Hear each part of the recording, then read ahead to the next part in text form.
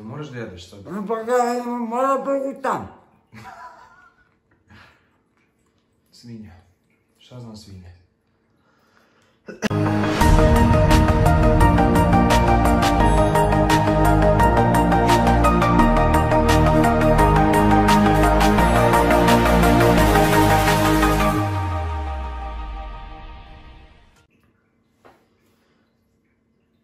Da li si probala drogu? Ne, to ne pada mi ni na pamet, niti mi padalo, niti sam ja imala mogućnosti, niti se to u naše vreme trošilo.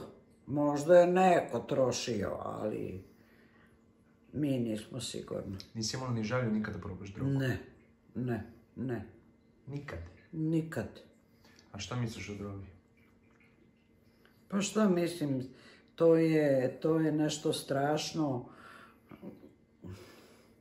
što ovi trguju sa njom i drugu decu nište i razboljevaju i strašno, to je jako, jako strašno, to je jako strašno. To da ne poželiš ni najgorem dušmanu, a kamoli još da uzmeš da daš detetu drogu. To je za mene stvarno zadnje. Znači, protiv droge si? Kako da nisam. Odranite roditelj zdravog i pravog i posle na što se napraviš, na majmuna. Protiv svake droge, čak i one lake? Ma protiv svake droge, kaka laka, kaka teška.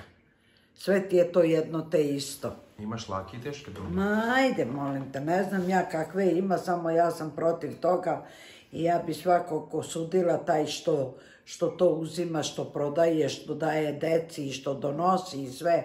Ja bi to na smrtnu kaznu osudila. A šta misliš o mladima koji se drogiraju? Pa šteta, velika šteta. Oni sami trebaju da znaju da to, zar malo i televizor priča i svi živi pričaju da to nije dobro i da je droga opasna i sve to. Svi to pričaju, ali džabe. Pa koja je tvoja poruka mladima koji se drogiraju?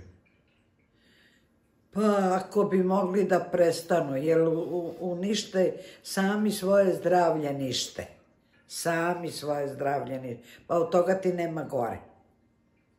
A misliš da će oni zbog zdravlja? Ako su se već navukli? Pa trebali bi da sami sebi jednostavno kažu ne i gotovo. Ja poznajem jedno dete ovde iz naše ulice. Dobro, ne moraš baš ime da kažeš. Neću da kažem ime.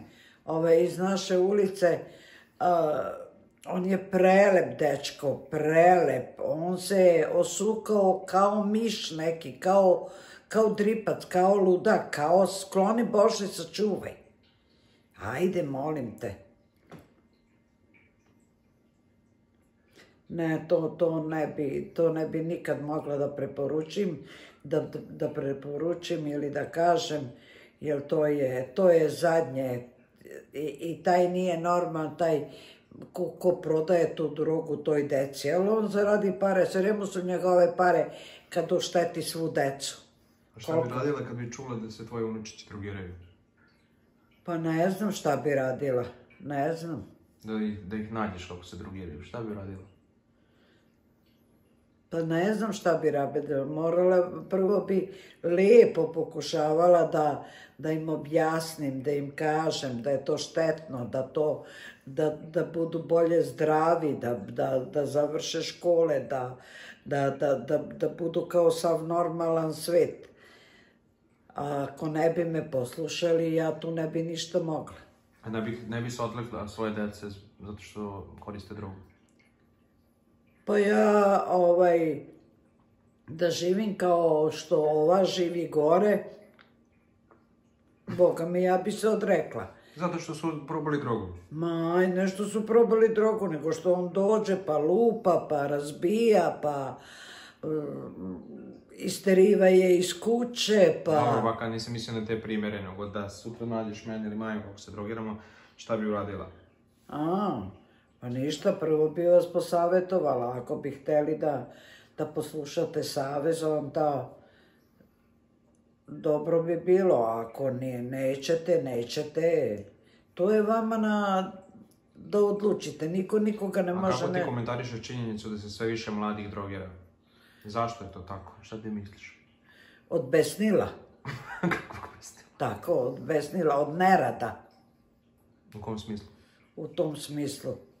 Od nerada, jer oni drugo ne znaju šta da razmišljaju, nego samo misle da spavaju čitav dan i uveče ustanu, istuširaju se, stredu se i otišli su. I zbog toga se drogiraju? Da, samo zbog toga. Oni da moraju ujutro da ustanu u 4 sata, da idu da beru kukuruz ili da seću tuluzinu, pitala bi ja njega da bi on uveče otišao u selo da se drogira.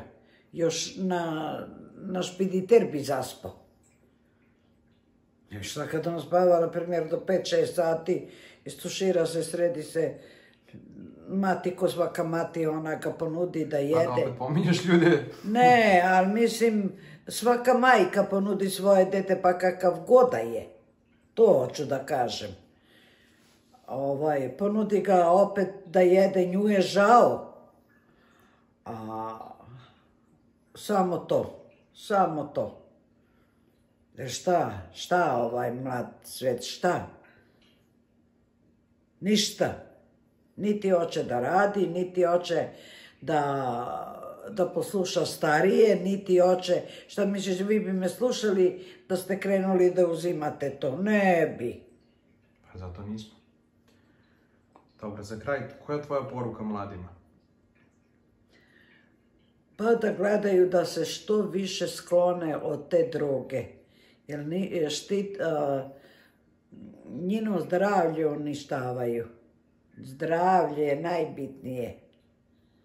Sve je posle, kad stigneš ti na lečenje, to je sve posle gotovo.